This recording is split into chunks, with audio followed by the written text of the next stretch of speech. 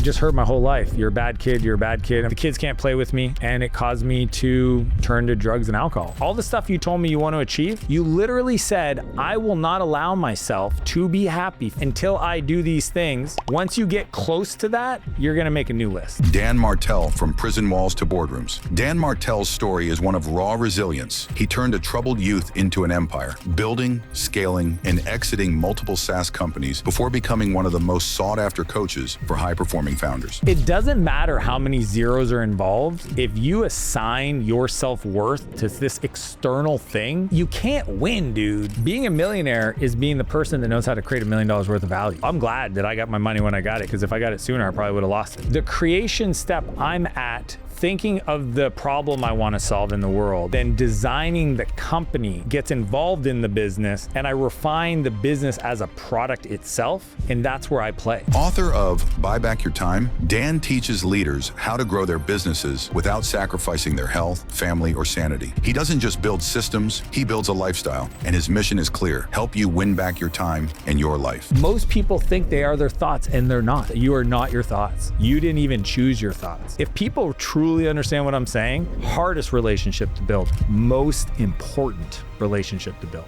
You with you, I with self.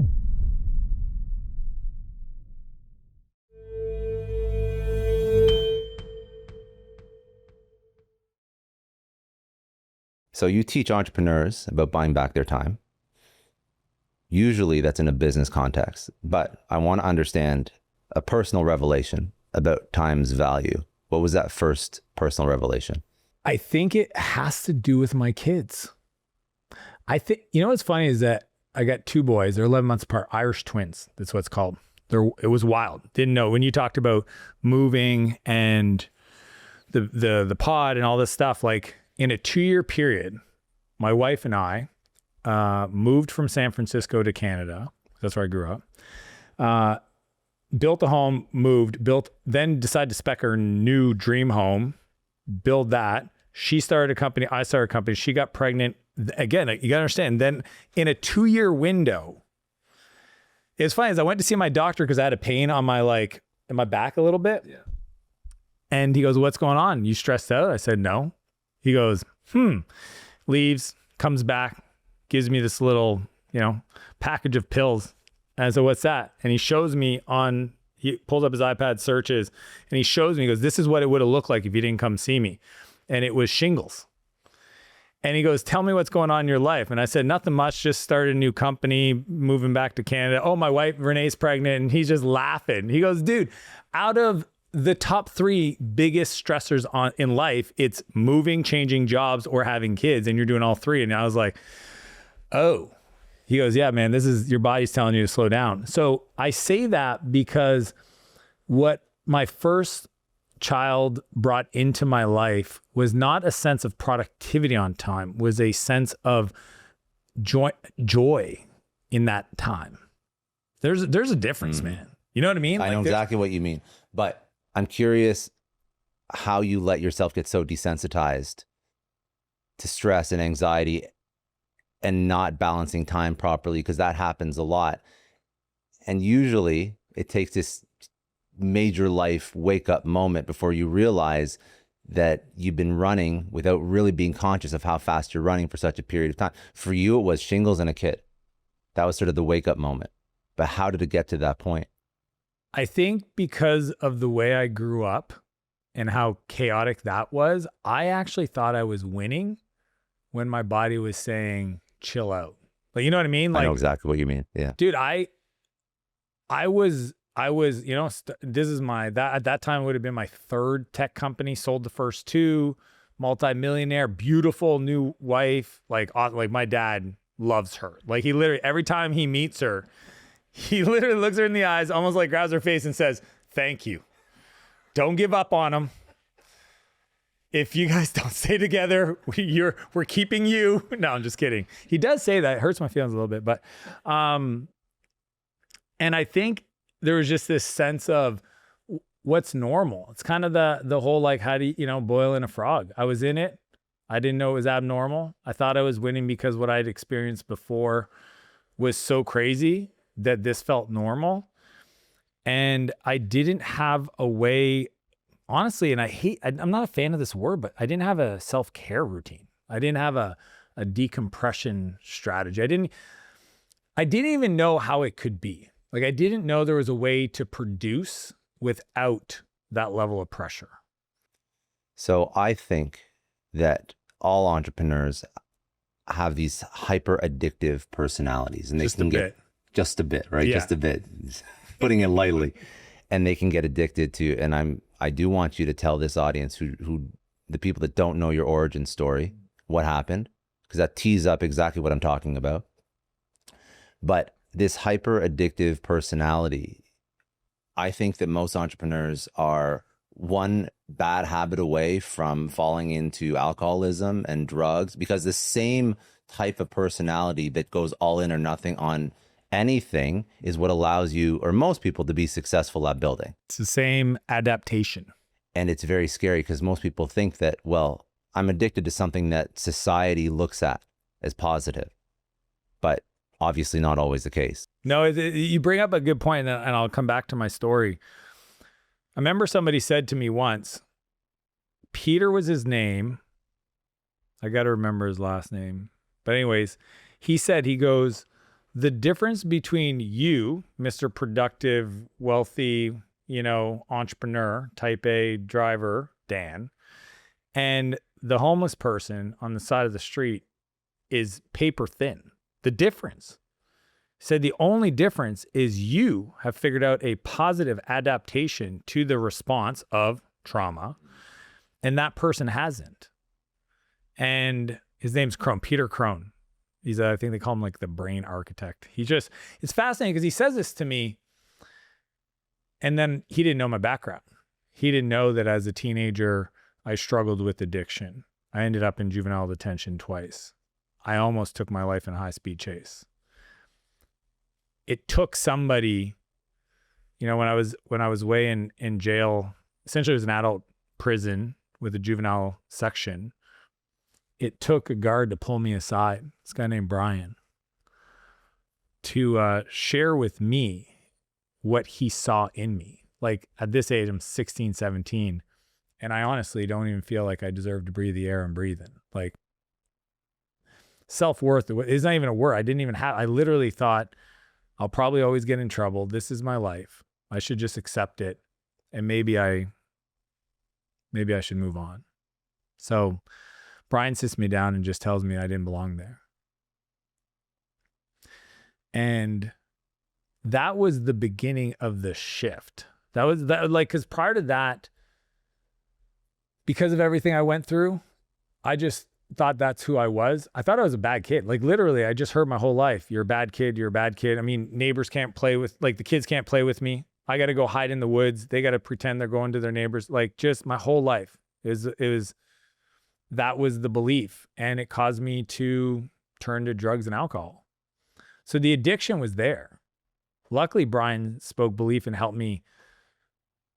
He planted a seed. Like, it was the beginning of a journey. It took me another probably decade to get successful.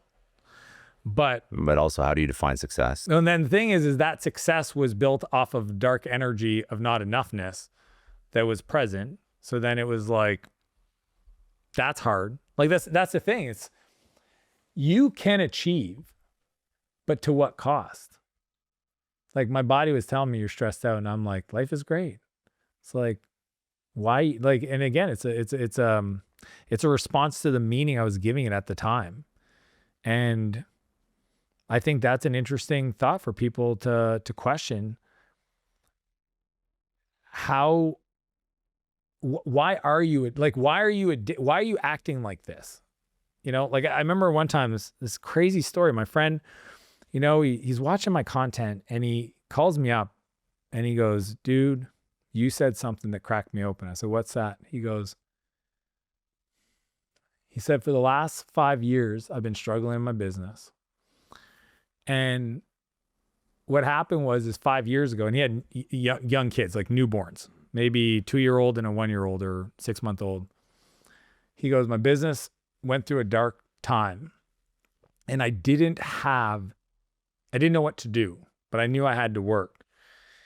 And you said something. They said, all the stuff that you want to achieve, nobody's asking you for this. Because what he did at that time, 5 years prior, is he asked his wife for permission. He said, I got to go deal with this problem at work. And I don't know how long it's going to take me, but it's going to require me to be gone before the kids wake up and back after they go to bed. And he shares with me for 3 years, he didn't see his kids. For 3 years, he told himself, this is what I got to do. And it kind of like, it was a wild thing to me to hear, but at the same time, I totally understood he didn't know any better. And what he heard me say that cracked him open was when I explained to him I was in a relationship, she left me, and I'm sitting there trying to explain to her why I'm the way I am to create the future that I'm trying to create for us. And she looks at me and she says, I didn't ask you for any of this. And he realized his wife and his kids never asked him for any of it. How do we fall into these flywheels of success? And I'm now thinking internally, like for me, and this is a thought, while you think about that, I'll just sort of tell you how I feel about this. So I'm super cognizant of this as well. I'm super aware of it because I have the luxury of interviewing super high performing people, and you see them come out on the other side of success, and it's not always what you aspire for. You people with 100 million, 500 million, true billionaires, and 4 ex-wives and no relationship with their kids. Not a hard and fast rule, obviously, but it happens. So I'm nowhere close to that. And one day, if the podcast goes well, but in the meantime, it does well. I do well financially, but there's a season of my life that I'm committing to right now where I'm putting in an excess amount of work for certain returns that I want to have. But I do know, and you asked me before we filmed, do I have kids yet? And I don't. And I'm so aware of the fact that when I do have kids, I don't want to be operating and running at the pace that I'm running at right now, but I'm aware of it. So when we have kids, I have to be very specific about how much energy and effort I put towards certain things. I don't think that many people have the luxury of seeing so many how society would define a successful individual on the other side of a big financial win, seeing them broken internally with the relationship, spiritually, mentally, physically, whatever. So I don't know how to teach this over to somebody outside of just sort of like trying to repeat it again and again and again. But if you have ideas, I think that'd be very helpful. So how do you not fall into this trap of putting more of yourself and more of yourself and more of yourself and having no end to that season? It's awesome. It's an awesome question. And it's one of those champagne problems, right? Like everybody's like, I'll take it. Yeah. Sign me up, $1 billion. Let's see what happens. Put me on the other side. The truth is, when I work with people, I don't do a lot of private coaching, but when I do, 9-figure guys, very successful people, the first meeting, and I know what I'm doing, I'm pulling them into my world. I'm getting them excited about the future. I'm trying to so we get really clear. I have a very specific visioning process, and they walk away with a list and a vision. The next call, it's my favorite call, because I then introduce them to this concept where they just created a list of rules that need to be true for them to feel enough. That's all those things are. All the stuff you told me you want to achieve, you literally said, I will not allow myself to be happy, feel fulfilled, feel enough, whatever word insert here, whatever thing you're trying to fill, until I do these things, which we both know, once you get close to that and you hire the next coach, you're going to make a new list. I always go back to Tony Robbins. He has, he tells this story, I think, at his business mastery program of a Russian billionaire worth $37 billion. Okay. Envy of everybody in the country, well-known, well-liked, well-respected, and public company. And something happens and his stock goes down to 27 billion. What does he do? Lays down on a train track and gets run over. Is it a real story? Real story. Search it. Google. Russian billionaire killed by a train. Why? Because it doesn't matter how many zeros are involved. If you assign your self-worth to this external thing, you can't win, dude. Ever. Yeah. It's the craziest thing. And I get it because I went through it and I felt it and I play with it even. Again, now I just have the privilege of awareness. I see myself, like you say, well, how do I know, you know, you're like, that's the cool part about you, you know. So here's what I will let everybody know, especially if you're a high achiever and you're listening to this.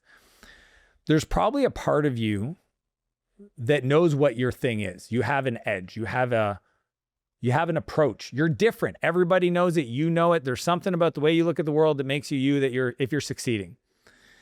And the fear is that if you lose that your edge goes away.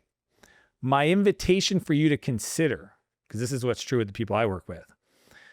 You think the reason you're successful is because of that edge. I'm telling you, you're successful in spite of that edge.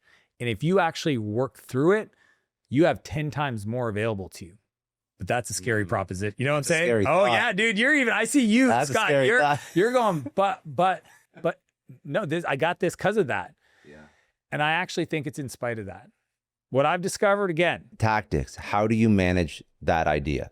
So an example, maybe you are great at selling and you jump on calls all the time and that's how you build your business. Yeah.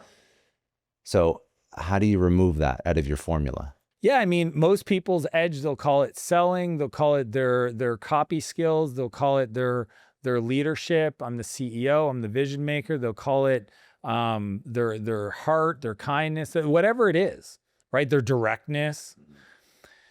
Here's what I would encourage people to consider. Who you are today is not who you need to become to achieve what you want, because if you were, you'd have it. Period, full stop.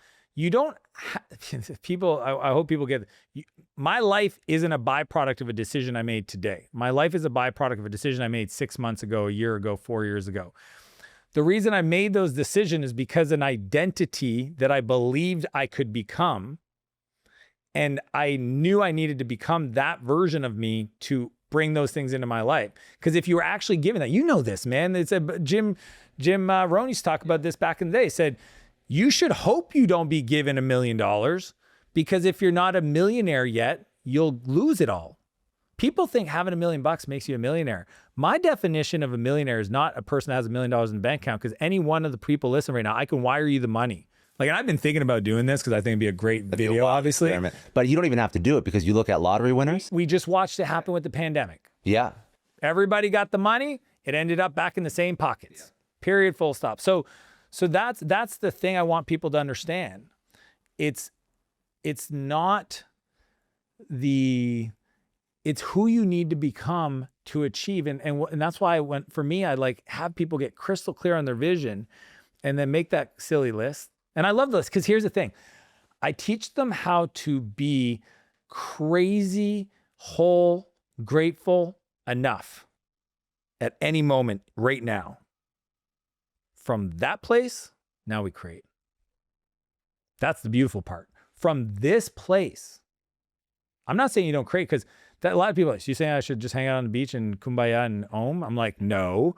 You were created to create. You're a creator. It's the human experience. It's why you want a new iPhone, and you're inspired by people that have nice things, and you don't live on the street, and you know what I mean? Like, just accept it. This is not a capitalism, materialism thing. This is just human experience. But it's why we create. And I want to create from a place of abundance, of pure creation, of pure giving, of pure enoughness, of pure and guess what? Those people, that's your Steve Jobs. That's your Walt Disney's. That's your Elon. Like, what's driving Elon? He don't need to do anything. No, he's just living in this place of, I just want to build, not from a place of not enoughness. Like, there's not enough. No, like I don't know what the number is. And honestly, I think it's different for everybody, because you have that 37 billion, Russian who killed himself, lays down on the train track. I think it's and that's why it's so powerful. The person who needs nothing is the most dangerous person in the world. Like, you can't control them. Literally, the person who needs nothing from anybody is dangerous to everybody else that competes against them. In the same token, if that person wakes up and they start building and creating, because they don't need anything, there's no emotional response to not initially achieving. Because to them, there's no need to achieve. They're just like, I'm in flow. I'm in the process. I'm creating. This is bonus. This is crazy awesome. You know what I mean? And that's where I just got into, and it's my favorite thing to introduce people to. What is the most important difference or distinction in how you build now outside of mindset? What is the thing that you do? Is it you build SOPs and that's how you structure your organization? You bring more balance, you focus on shutting off at a certain time. Like there's all these different ideas. It's a great question. I'm just scanning my brain, trying to pattern match what I do before, what I do now. Number one thing is I focus on building the organization as a product. I don't get involved in the product. So what happens is most people, when they start a business, it's the thing they sell. They honestly, they do the thing they sell. Like they help people get fit. They're the trainer. And then if you're lucky, you know, and I got to plug my book because it is one that Buy Back Your Time is the process for getting out of the doing to the managing, owning kind of phase, right? If you're a trainer now, all of a sudden you own a gym and you have trainers. The creation step I'm at is thinking of the problem I want to solve in the world and then designing the company that attracts the talent that gets involved in the business. And I refine the business as a product itself. And that's where I play. When you talk to like people that have sold and exited their companies, most of them, when they're doing their next thing, the first question they ask is, who's going to run this? When Richard Branson decides to get into cruises, right? He got into Virgin Cruises. His first question, he didn't like go try to, he didn't start talking to ship makers and buying ships. He said, who's the number, this is literally, I talked to him about this. He said, who's the number 2 at the number 1 company? And he goes and hires the COO at Carnival and asks him, do you want to be the CEO at Virgin Cruises? He said, wow, yes. And now all of a sudden he's got an organization. He gets involved at the brand level, right? He shows up for the PR stunts. He's looking at it through that lens. That's the biggest difference. I always say, when you start from zero, you start bottom up. If you're blessed to have success, next time you do it, you start top down. And that is 100% the difference. And why is that beautiful? It's an easier energy. It's not a grind. It's not in the business. It's not even on the business. It's of the business. It's like I'm designing the thing that everybody else plays. And it's like I'm like starting a new sport and I'm deciding how the sport works. And I try this and, oh, that didn't work. The innings are too long, or the bat, I need to make it like, you know, literally. No, you attract the right, I mean, I don't want to sound cliche, but you build the culture that attracts experts. Vision. It's 100% vision. Yeah. If you think about it, 2 things have to be true. You have to solve a big problem. Do you know why Elon is so wealthy? Solves the biggest problem. The biggest problems. Stuff that's wild. Like I have in my office, because I just, it's so wild to me. As I've been watching Elon at Zip2. I'm a software guy. So back in the Zip2 days to the X. That's his first company, right? Yeah, Zip2, sold that. Then he did X and then merged with PayPal, really. Yeah. And then over the years, and I was in Silicon Valley, so every once in a while he'd show up at a party or he'd show up at a dinner or whatever. So he's around. And then he does the Tesla and Solar City and then the SpaceX. And you just watch this person attack problems. They're not even problems. Like humans didn't know they have a problem not being able to go be multiplanetary. He made up a problem because he's, and what happens is if you actually think about it, is it his IQ? Is it his work ethic? Like think about what makes him successful. Is it his level of risk? You know, he's famous for saying I had 160 million after I sold PayPal. I put 100 here, 50, you know what I mean? Most people wouldn't do that. Most people wouldn't look down at their personal net worth, their cash position and say, half here, half there, all, you know what I mean? Like all in. What's that? No, okay. But guess what? That's not it, because risk. So if you look at it, the thing that makes him different is that he thinks bigger. Dude, it's so crazy. If you think about this, most people think their neighborhood. They think their street. How big do I think compared to my neighbor? If you're successful, a little bit successful, you think your city. Right? You're not thinking your street. No, you're not. No, you're a city. Yeah, but even then, that's limited. Super limited. Hopefully, you get exposed to some mentors, some people that say, hey, how about your state? Yeah. Let's go nationwide. Elon doesn't even think the little blue dot that he lives on. He goes galaxy. That's wild.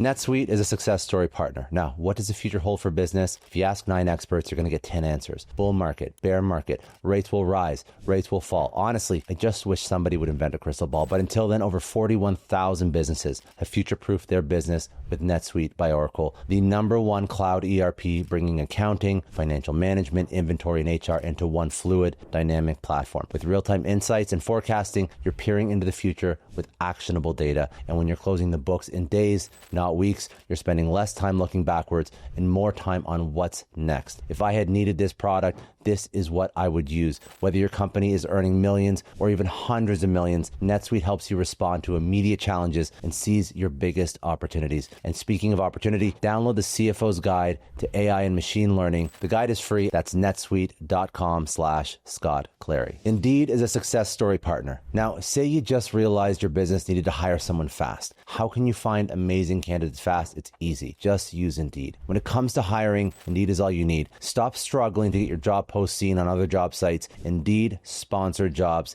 helps you stand out and hire fast. And with Sponsored Jobs, your post jumps to the top of the page for your relevant candidates so you can reach the people you want faster. And it makes a huge difference. According to Indeed data, Sponsored Jobs posted directly on Indeed have 45% more applications than non-sponsored jobs. Plus, with Indeed Sponsored Jobs, there's no monthly subscription, no long-term contracts. You only pay for results. There's no need to wait any longer. Speed up your hiring right now with Indeed, and listeners of this show will get a $75 sponsored job credit to get your jobs more visibility. Just go to Indeed.com/Clary right now and support our show by saying you heard about Indeed on this podcast. Indeed.com/Clary. Terms and conditions apply. If you're hiring, Indeed is all you need. But you have to balance that influence. What I mean by that is that influence is good to help you think bigger. But in terms of even people that mentor you, you need multiple different types of mentors as well. So you need people that are just beyond you, like a couple of years, people that are even at the same level as you. I think people even teaching, for me, is my favorite form of mentorship, because when I teach something, then I understand all the gaps in my knowledge. So you need this whole array, but I think that people more often than not lack that really big thinking. So they can fill all the other gaps. It's just proof by their container. I always say you can tell somebody's psychological context, how they think about themselves, based on their container. What's the exercise you do to even understand if you want to play that big? Because not everybody wants to play that big. They do, they don't want to admit it. If you're a human and you have a heartbeat, you know you're meant for more. Like, I will fight, I will die on that. It's just true. If you're hearing my voice right now and you're listening to this podcast, you know you are here to do something way bigger than what you're doing right now. Now, making that decision is scary because it's probably going to mean some really tough conversations with people you love in your life. And obviously who you are today is not who you're going to have to become to achieve that thing. And all that is scary. Change is scary. I get that. But if today was your last day, like it was your last breath, I guarantee most people, 99.7% of the population would have massive regrets for not starting or creating or doing that thing. So it's like, do they want to play at that level? My philosophy is this. You were created to expand. I mean, it's just the fact that you're human, create. What you can accomplish, that's actually not your choice. I don't believe it is my choice. I don't know what I can do. I just know the expansion is available to me, and there's a part of me that wants to do it, and I can do it, and it can be effortless. See, that's the story you tell yourself that makes it seem, it sounds hard and it's going crazy. That's the X factor, right? Because most people think, sure, I can do whatever I want. I think, listen, especially listeners of this podcast are very aspirational, and they do have big dreams compared to probably 99% of the population. But the issue is, well, if I build something that is, if I'm a 9-figure entrepreneur, if I built multiple companies, if I built anything meaningful, that means sacrifices in all the other areas of my life, right? But I know, and I want to talk about eventually how you've built a beautiful relationship. You have a great relationship with your kids. 9% body fat, fitter than ever. Yeah. I've seen your health journey, dude. Like, so you have it all. I don't have it all. I just have a direction that I'm on that demonstrates that there's a different way. And I'm going to be the first one to say, I'm still trying to figure it all out. But I can just tell you, year over year, there's obviously expansion. I mean, right now, like I'm playing at the billion plus level over the next 3 years. It's all modeled out. It's inevitable. It's like one of those things where when you design it, and it's not like, why do you want to be that? Like, I don't need to. And if it doesn't happen, I will lose 0 sleep at night. I literally just got back from 5 days in the woods by myself, no devices, in a van with me and my thoughts. And I thought I was going to go crazy before I did it. I was like, I don't want to do that. I don't know if you've ever done that, Scott. I've never. Yeah, it's wild. Think about it. Not talking to another human by yourself. Friends that do they go into a cave. The blackout cave. Yeah. So like, to me as an extrovert, I love people. I love talking, obviously. Like I was like, I don't want to do that. By the 3rd day, I fell in love with nature and myself. That was the coolest thing. I really, really, you know what I mean? Like I love myself, but I didn't know what that meant. And then I experienced it, and it occurred to me, because I had so much fun. Day 4, day 5, dude, I was supposed to be home at 9. I didn't get back till noon. I was driving around, they call it, windshield therapy. It was just beautiful. And what I discovered for me, and I want to invite people to understand, it's available to everybody, is that when you realize, like, it's kind of, so the whole space and I don't want to get into like, is time real? But if you take every human off of Earth, trees and birds don't think in time. Correct. It's a man-made construct. And if you believe that you're more than just your body, which we are, then as I'm driving around, I'm just laughing at how much I make meaning of stuff that is an illusion of importance. That's everybody though. I know. And it's so cool once you realize it, because then from that place, you can actually go create massively, because in the one sense, it doesn't matter. In the other sense, it does. And it does. It's kind of crazy, man. That's kind of where I got. So that's why, like, when you say what's different about the way I used to build versus now, I truly look at the exercise of creation of the thing without any need. So I think it was Ram Dass said, involved, not attached. I think that's the best way for me to explain. Beautiful line. Involved, not attached. We create, it works out. Cool. It doesn't, also cool. The other parts of your life that are not business. So how do you make sure that those don't fall off? I mean, I have a rhythm of existence that involves all that. That's just the way I think about it. I'm a big fan of momentum. And I think when you're in momentum, you should stay in momentum, right? Most people don't realize this. So I have my own jet. So I have a plane. And I remember the first time I was like with my pilot, and buddy's like, hey, you're flying here. You should pick me up. I'm like, all right. Like, it's my plane, land it. And the pilot explains to me that it costs the same amount of money to land and take off in jet fuel than to just get there. I was like, whoa. He goes, yeah, dude. He goes, all the effort is taking off. Like, if you think about the amount of fuel to burn to get, even Elon talks about escape velocity. Rocket, yeah. Oh yeah. He's like, getting into whatever atmosphere, easy. He's like, getting out into outer space, 10 times harder, 100 times harder. Same thing with the plane. So momentum for me is so precious that when I'm in it right here, right now, I'm with you. Not thinking about anything else. Don't care about anything else. We're doing this in flow. That I've just continued to ask myself, what is it about my life that allows me to have a rhythm of existence that allows me to stay in this? So on the personal side, it's the sweat every day. It's the workout. Okay. So like my whole philosophy is exhaust the body to tame the mind.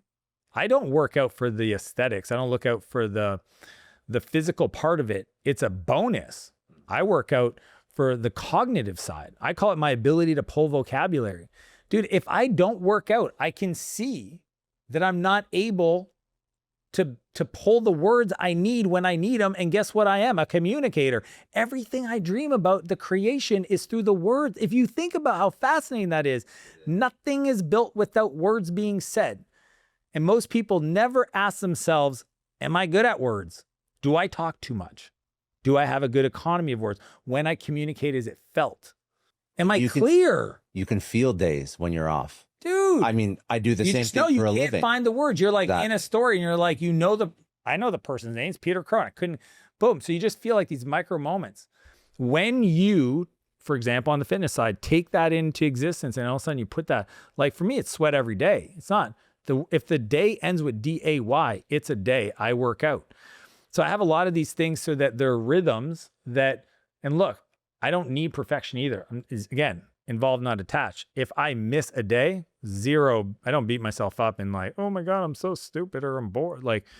But like date nights with my wife. Well, you do offsites. All of it. We do quarterly offsites. Yeah. We do couple retreats. Every year we do a personal development event as a couple. I do stuff with my kids, right? We call them board meetings because it's like surfboard, wake surfboard. Like their board meetings. They're fun. And it's essentially a yes day with one of my one-on-one. So I've got Max, my wife's got Noah. The next weekend we swap. And people are like, oh my God, is that the only time you do one-on-ones with people? No, you ding dong. That's not what I said. I said that it's their yes day. It's not every day my child gets to choose to go spend whatever they want at an arcade. And again, it's not even designed for that. It's designed so that at the end of it, this is my favorite part of my board meetings with my kids. The end of the hang, we go for a meal. And it's at that meal that I ask all the questions, the concerns. Hey, when they were little, I would literally ask them, hey man, I'm just curious, does any of your friends' dads ever do anything to make you feel uncomfortable? No, what do you mean by that? I don't know.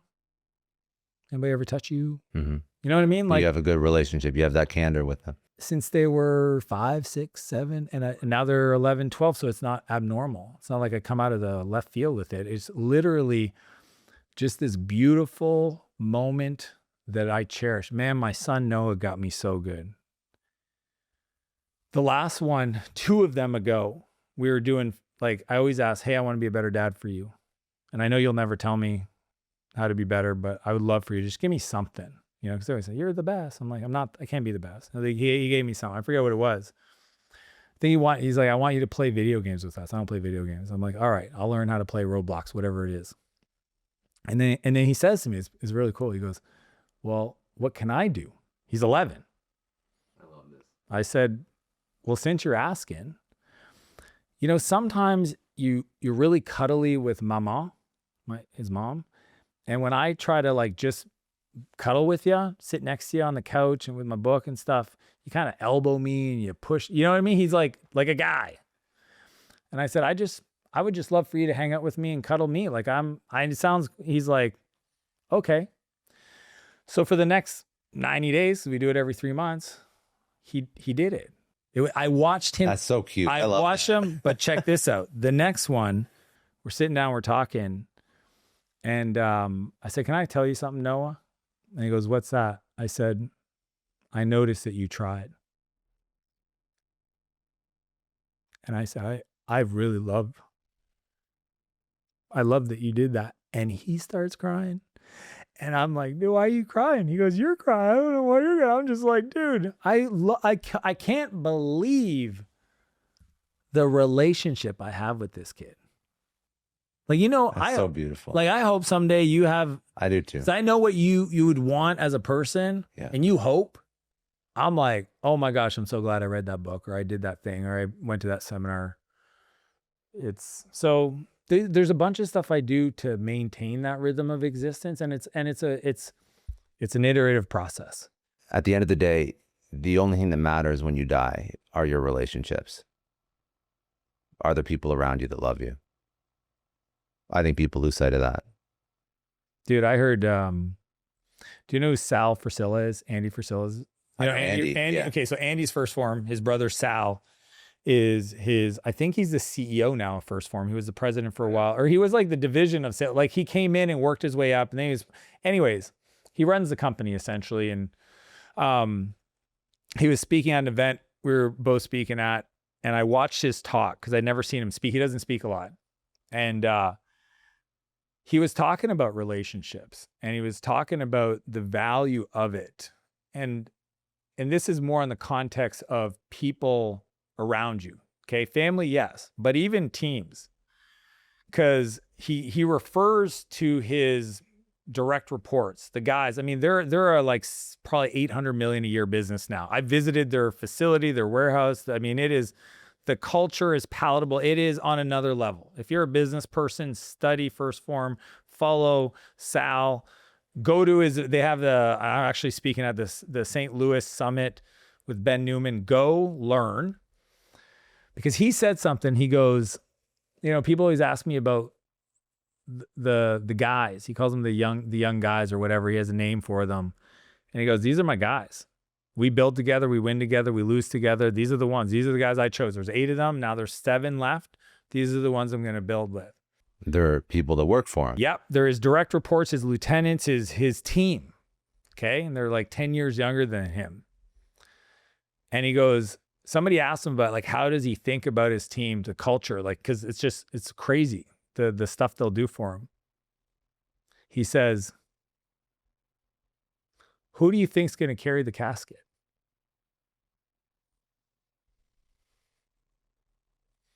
He goes, if something happens to me, who's going to carry the casket? And when I thought of that, I was like, I know those people in my life. I don't think I've ever told them how much they mean to me. And that one sentence changed my whole frame. Because I think most people in business, and I'll be honest with you, 15 years ago, I didn't think that way. I didn't value things to that level. I was way too performance focused. Now I'm like, hey, if I got to be better so that I can support you guys to be around because of the character you have, the trust that I have with you, because I know not only would you carry the casket, you're going to take care of Renee and my boys. Let's go. This is bigger than business. You are an ultra high performing individual. You've hit all these financial milestones that most people would say you've killed it. Now you've built all these really strong relationships in your life with your wife, your kids, your coworkers, the people that work for you, your friends, your dad. What do you think was the hardest relationship to build, and what would be the lesson that you took from that? Well, I mean, the hardest relationship, it's the one with yourself. Like I'm gonna introduce this, and I'm gonna break people's brains when I say it, but you got to hear it. When you talk to yourself, there's the voice and there's the person that hears it. And you have never shut the fuck up. If you think about that, Scott, never once in the history of you being aware and awake have you ever shut the fuck up. It's fascinating to think. Talk. It doesn't stop. It never stops. And it's fascinating because for many people, the way they talk to themselves, if somebody verbally said what they're saying to themselves out loud, they would punch the person in the face. The shit you say to yourself, 1,000%. you say to yourself, you would elbow them in the temple. I would punch, if somebody said that to my wife, you're dead. You know what I'm saying? I know exactly what you're saying. So when you say what relationship's been the hardest, it's not business. I mean, it's literally understanding the difference. There's the I and the self, and there's the oneness of the soul and who I am and the limitlessness of that. And then there's the ego that wants to tell me how everything's not going to work out and all that stuff. And the more I've done the work and studied that and created the separation and could kind of like watch it. I remember telling literally a CEO that runs one of my companies, we were doing an offsite, and he asked me, how do you deal with so much da da da da? And I tell him, I was like, well, I get really aware of like where this negative self-talk comes from. And he's like, what do you mean negative self-talk? I said, well, have you ever considered there's like, and as soon as I shared that with him, it's like, and then he's watching himself do it. He's literally like, oh, there I go again. Where'd that come from? And I go, that's the thing, man, is like, most people think they are their thoughts and they're not. I'm not my thoughts. That's gonna, like, what are you talking about? You're not your you are not your thoughts. You didn't even choose your thoughts. When you're driving down the street and you think to call somebody, where'd that come from? Random. So like, if people truly understand what I'm saying, hardest relationship to build, most important relationship to build. You with you, I with self. I just want to take a second and thank Cornbread Hemp for supporting today's episode. Now, Cornbread Hemp CBD gummies have been this really nice addition to my wellness toolkit. I don't use them every day, just when I want to unwind after those extra busy weeks, but they're perfect for those moments when you want to take the edge off and just find your balance, really just shut off from work. And what makes them special is how Cornbread Hemp crafts them. They only use the flower of USDA organic hemp plants. That's the best part. For the purest, most potent experience, no fillers, no artificial fluff, just clean, full spectrum goodness in delicious watermelon, berry, and peach flavor. I keep them in my nightstand for those moments when I just need a little extra help relaxing, and I love how transparent they are too. Every batch is third-party lab tested, so you know exactly what you're getting, and they put together a special offer for all Success Story podcast listeners. All listeners can save 30% off their first order. Just head to cornbreadhemp.com/success and use code success at checkout. That's cornbreadhemp.com/success, code success for 30% off your first order of these amazing gummies. The HubSpot Podcast Network is a Success Story partner. Now, if you like Success Story, you're going to love other podcasts in the HubSpot Podcast Network. One of my personal favorites is I Digress, hosted by my boy Troy Sandage. Each show is under 30 minutes. I Digress helps eliminate complexity, complications, and confusion in your business with frameworks and strategies to achieve true, scalable, and sustainable success. If you're an entrepreneur building anything, you need to listen to I Digress. This is one of the most useful business podcasts. Trust me, go do yourself a favor and listen to I Digress wherever you get your podcasts. It's interesting because the more of a high performing attitude you have, probably the worse self-talk, the worse you talk to yourself, because you always are not good enough and you always haven't achieved what you want to achieve, and you don't even realize that you're moving your own goalposts.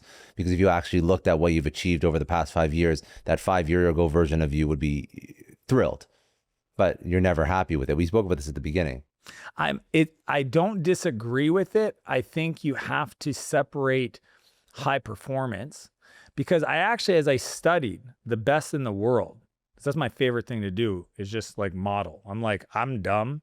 You succeeded. What did you do? Let me see if that works for me. And if you study even a Steve Jobs, he definitely was that person. Then he leaves and he experiences next. And he comes back, and he's shared this with everybody. I needed to go through next to become the person to build Apple. He's like said this. And I think what happens is that high performance negative self-talk gets you an Apple and a next. It doesn't get you version 2 of Apple, the iPhone Apple. Again, you see all these people, and you know who I'm talking about, like the fucking kill yourself and do it and go all in. And a lot of them on social now, which is so toxic. Not my stuff. Toxic's the word. Yeah. I think it's, and they'll argue with me. That's what's required. Again, you think it's your edge. I think you're successful in spite of, because my gut tells me your creativity and ability to execute without the emotional shrapnel that you keep fucking squirting out your mouth would actually get you more, because you wouldn't have to resolve all the crap that you create under the guise of, well, I need them to know I mean serious. It's like, no, you can actually create and be and execute without any of that. There's no need. And that's why I don't subscribe to it. I just personally, like, I get it. I understand it. I've used it. I've done full distance Ironmans, man. I have to go to some dark places in my head to get my feet to keep moving forward, because every part of my being wants to fucking lay down. I get that. But guess what? It's not required. You can learn to do it without it. And I think some of the top performing people, like a Branson, like a Disney, like a Jobs, like a whoever, I think they found that. They got there. I don't know if somebody taught them this. Like, I don't think the CEO of SpaceX gives enough credit for her ability to probably create a framework to work with Elon. Like, I actually think she's the secret weapon. I'm sure she is. 100%. And it's probably not easy to work with Elon either. No, and she's smart enough to explain to him. Again, I'm making all this stuff. I don't know. I've never asked him. I would love to someday. Because that to me is what unlocks true potential. When you can create without creating emotional shrapnel because of all the extra mind crap, all the negative self-talk to propel you forward, all the not enoughness, all of the anger, man. Just like and again, I'm going back to me. I'm like going back to the 24-year-old version of me going, God darn it, I was mad at everybody. Gosh darn it, I created from a place of just proving everybody wrong. I was working 100-hour weeks just to grind, to because I needed to deserve it. If I don't work, I don't deserve success. Like all the weird shit I used to tell myself. It's like a friend of mine, he's like, I don't feel like I deserve it. His dad's wealthy and he has an opportunity to run this company. He goes, I don't feel like I deserve it. I didn't earn it. What does that mean? What would need to be true for you to feel like you deserved it? Let's talk about that. Because that's an interesting question. What if nothing needs to be true? Will you allow yourself to just accept? Interesting idea. I heard you speaking about this on Ed Milet's podcast. You were talking about opportunities presenting themselves and not taking advantage of it, or not doing the work ahead of time so that you Can receive. it. But is it a matter of not doing the work ahead of time, or is it a matter of you are self-sabotaging that opportunity because you don't feel like you're worth it? So is it accolades and resume, or is it actually just your own mind? I think there's two. I mean, the interesting part of anything, one of my business partners, Matt, he says it all the time. He thinks both things can be true. Because I'm like, I like that idea. oh yeah, he goes, I'm like, why did that person do that? It's because of this. And he goes, or it could be because of this. And he goes, and the truth is both can be true at the same time. And I'm like, that's a good way to look at it. So I think if somebody doesn't do the work, because it's skill, there is skills development. I'm not saying that you could wake up to, if I handed you, like I said, if you're not a millionaire, being a millionaire is being the person that knows how to create $1 million worth of value. So if I give you $1 million and you don't know how to control, I'm glad that I got my money when I got it, because if I got it sooner, I probably would have lost it. So I think there's a part where you have to develop skills. And that's why I think any challenge in your life is literally designed to get you ready to receive what you've been asking for. And if people understood that that's how it worked and it's always worked that way, and you've never ever gotten better without dealing with challenges, you would look at challenges through the lens of gratitude. Like you would be like, ooh, cool. And that's where I live. I'm like, ooh, worthy. Like, I don't want little problems, dude. Scott, if you got little problems, you know what you got? A little life. Yeah. It's actually that simple. Show me the size of your problems. I can tell you the size of your life.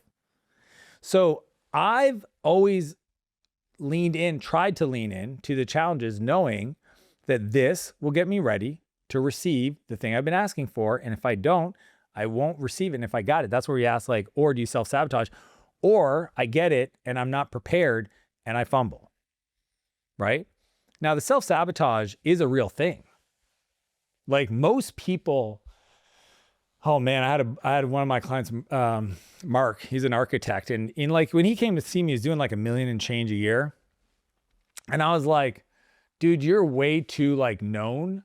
You should be way bigger. And he's like, really? And I was like, million's nothing, dude. Let's go to 5 next year. Let's aim for, I've never done, I've been in this business 17 years. I think $1 million's good. No, $1 million sucks. 5 is what you want. I can see it. You got it all there. You just literally just holding back. He does 5. Buys a Ferrari. He's loving life. I'm pumped for him.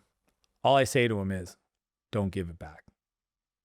He goes, well, I'm not giving it back. Why would I give it back? I said, don't give it back. Because why are you saying that? Who am I giving it back to? Mark, I'm telling you, 90% of the people that grow that fast don't feel like they deserve it. You might not even realize it. And I don't want to ask about your financial situation. I don't even want to ask about your business. I'm just letting you know, most people that grow that don't feel like they deserve will quickly sabotage themselves. So manufacture a situation that caused them to fail. That's not their fault. And I've seen it happen over and over again. What happened to Mark? $2.5 million the next year. I can only tell them where the water is. If they don't want to drink the water, I can shine a light on the problem. If they don't want to analyze, literally it was a mindset. He had a $2.5 million identity and his thermostat was coolant. I mean, it's just, I remember 12 months later, I was like, cause I wasn't around much, and I asked him and he said, you were right. Now, in the crazy part, he's like, well, at least it's not $1 million. I'm like, dude, that's the problem. Yeah, that's the exact problem. When you don't think you deserve something, you don't fight for it. It's that simple. You either think you're worth it and you ask for it and you fight for it. And if it drops below it, you show up, or you make up reasons, you drag your feet, you don't, and it's literally just a personal decision about how you view the world. I think that I've always been so torn on this because I find internet thought leadership is always broken down into two camps. It's the inspiration and the motivation and the mindset, and then there's the people that are very tactical. And to build anything meaningful, you need both. And you cannot be deficient in one or the other. You will not achieve success. And I think that all these ideas, we could have spoken about very tactical, how to build a business, how to lower your CAC, increase your LTV, whatever you want to do. All day long. All day long. But this conversation, if people can really lean in and understand what you're saying, this is going to change your life more than any how to increase your ROAS on your Facebook ad set or anything like that.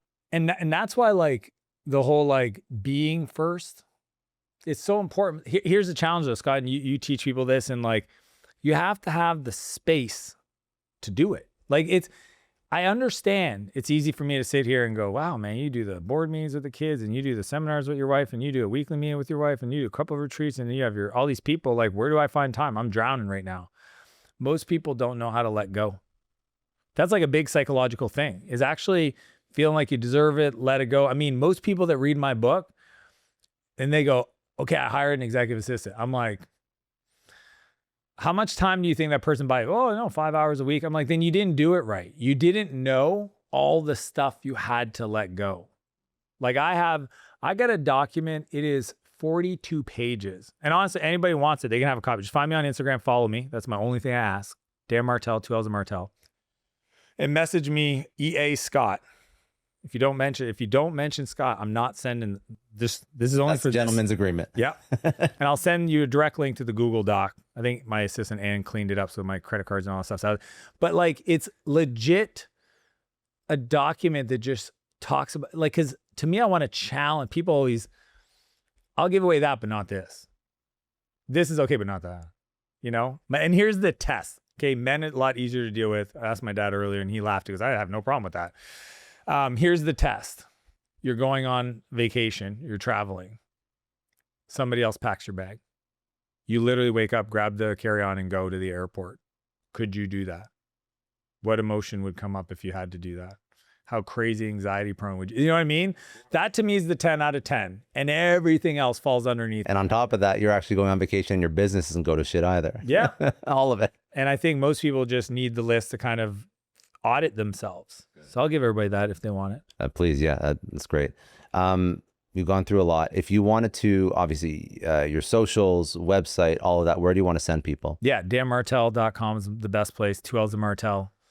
YouTube, we're almost at 1 million. It's bananas. We like in the last YouTube 18 months. Popped off. Yeah, we did 124 million views last month across our channel. Congratulations. Yeah, well, 18 months. Well, 10 years in the making, 18 months of deciding to go pro. And an incredible team. Like Sam was here. It's just super cool. If you had to leave, I used to ask, what would you tell your 20-year-old self? And that was like a fun little question. You can answer that one, but I actually changed that question because I thought it'd be a little bit more relevant and a little bit more impactful. Say you can only leave one lesson with your kids out of everything you've learned in your entire life. What would that lesson be and why? I mean, I think about this often, and I think it evolves and changes. The thing I've been sharing with them recently, literally yesterday, is you will only receive what you desire for others. Like I was literally telling Max the other day, he's a little CapCut editor. He does video stuff. And like, I've never told him to do it. He just loves to do it. Just gets, and he wants to get better. And I said, well, who else are you helping? Why would I help other people? I'm doing my own stuff. Max, you will only receive what you desire for others.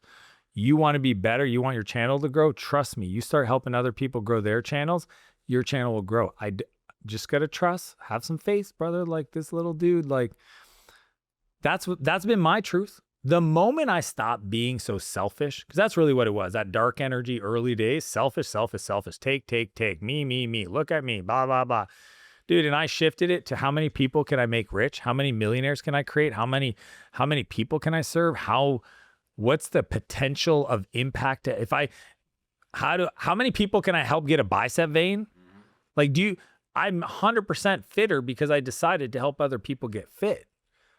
Wealth, head mindset. Like, And I just think it's such a beautiful, energetic place to live where you just say, I wake up every day and ask myself a question. How do I create more value for everybody in my world than anybody else in their world?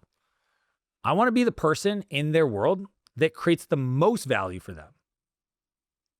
And I just think that if I do that and show up every day and I teach my kids this, everything else takes care of itself.